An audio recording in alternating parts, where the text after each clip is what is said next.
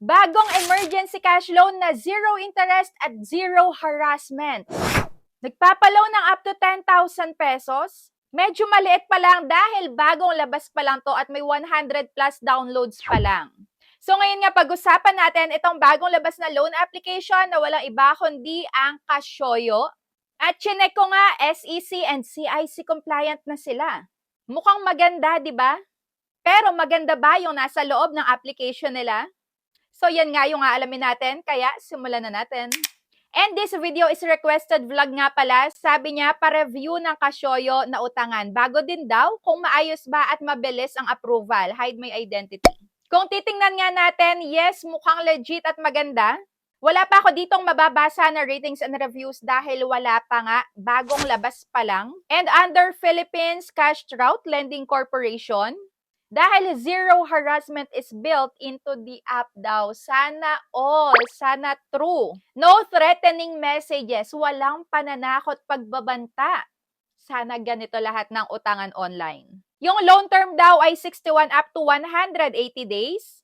At 0% yung interest and service fee before maturity.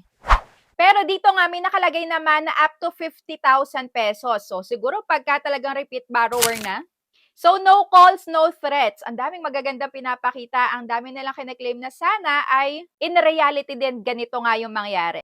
So, bago pa lang naman sila, kaya tingnan natin pag nagtagal kung okay ba talaga. So, yung mga ID nga pala is ito yung unang hinanap. Pwede ang UMID, PhilSys, Driver's License, PhilHealth, TIN or TIN ID, PRC, Passport at SSS. And next na sinagutan ko, education, loan purpose, monthly income, industry type, employer name. Naghahanap ng Facebook account pero optional lang naman. At 3 emergency contacts nga yung nire-require nila. So nakalimutan ko pala, kung bago pala kayo dito sa YouTube channel ko, huwag mo kalimutan mag-subscribe at pindutin mo na din yung notification bell para lagi ka maging updated sa mga next uploads ko. At kung may gusto kang i-request na loan application na review, i-comment mo lang yung pangalan ng app dyan at re-reviewin ko yun para sa inyo. So dito nga, meron pa facial recognition pero may 4 na attempts kayo at pagka lumagpas kayo doon is hindi kayo makakapagpatuloy dito. Kaya kailangan maayos. And ako, naka-3 attempt nga ako dahil hindi nila ma-detect na maayos hanggang sa umayos nga na okay na din naman. So after this, meron pang pa-ads. May mga ads na lumalabas sa kanila. Parang pag nanonood tayo ng Reels, may biglang magpa-pop up na ads. And kailangan pa nating tapusin yung ads bago tayo makapag-go. So after nga nun is, eto na yung lumabas, pending regulatory approval. Yun lang yung sinagutan ko, guys. Wala nang iba, yun lang. Pero nagtataka ako dito sa may application nila. Meron dito nakalagay na mga iba't ibang reviews dito sa may ibaba nila and may nakalagay din sa taas na O gives. So, ibig sabihin dito sa may pinakaloob ng application nila, O gives ang pinaka-pangalan. Bale, 2, isang Casyoyo, saka O gives. Nagtataka ako dito dahil may nakalagay nga na disbursed to 298 plus borrowers, disbursed to 300 plus borrowers. So, meron sila dito mga napapautang na ganitong kadami, pero dito sa may pinaka-application lang nila, bago pa lang, nasa 100 plus downloads pa lang. So medyo nakaka-confuse, nakakalito.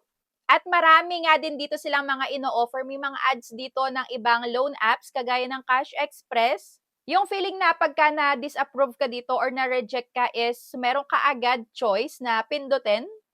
At wag nyo gagawin yon dahil si Cash Express, alam naman na natin kung ano yan. May pagbabanta, may pananakot. At nung kinlik ko nga yung loans dito sa may itaas, may nakalagay naman na Home Credit Philippines. So marami sila ditong mga pinapakita na ibang loan application ads. So after ng mga sinagutan ko na yon, after ilang minutes na nag-antay ako dito, ayan, halos mag-iisang oras na din, walang nangyayari dito. So parang hindi naman siya emergency cash. Pagka sinabi natin kasing emergency cash, talagang mabilis yung approval, mabilis yung disbursement. Pero dito, medyo matagal at nakalagay nga come back later. Ibig sabihin kaya nun is wala na. So nakakalito yung loob ng application nila. Hindi mo alam kung ano na yung nangyayari. So mag-iisang oras na wala, ganito pa din. Kayo, na-try nyo na din ba to? So isa ba kayo doon sa may 100 plus na nakapag-download? Comment down below kung ano na-experience nyo. Okay na sana, ang ganda ng mga pinapakita nila, pero ang tagal ng kanilang update, so pending pa rin yung nakalagay. So, hindi ko alam dito kung aabutin ng ilang araw bago ma-receive yung pinaka-update nila. So, i-update ko kayo dyan sa may comment section. At gagawan ko nga to ng update. Yan, magpa-part 2 tayo dito sa may Kasyoyo. At hindi natin to tatantanan hanggat hindi ko nalalaman kung ano ba yung nandito sa may application nila. Yung service ba? Yung service charges, okay ba?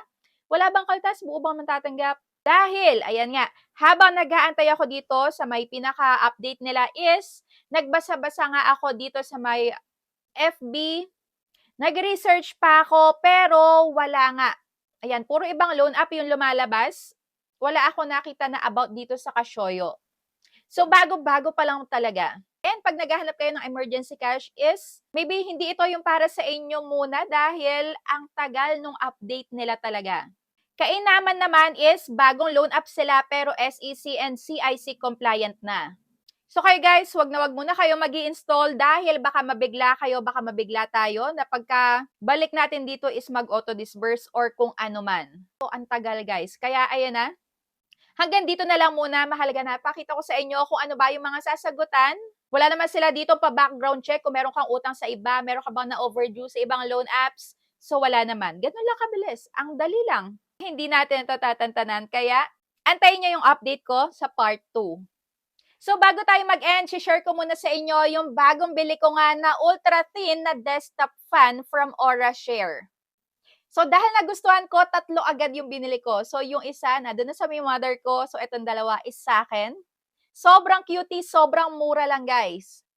So, ayan, napaka-cute, di ba? At pagka binukas mo to, walang kaingay-ingay. Unlike doon sa may ibang handheld fan na sobrang lakas ng tunog pagka nagpahangin ka. So, ganito nga lang pala siya. Yan. So, ganyan lang siya. Walang sobrang ingay. And pagka i-off, ganun lang.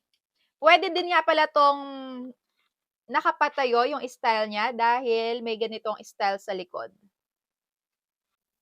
At dyan mo naman siya i-charge. Sobrang cutie ng Aura Share desktop fan na to, kaya check nyo yung link dyan sa may ibaba. Walang ingay na desktop fan, handheld fan. Palitan mo na yung handheld fan mo na sobrang ingay pagka binukas mo.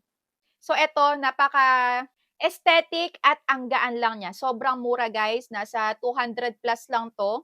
Kaya 2 agad yung binili ko. Bali, 3 pala.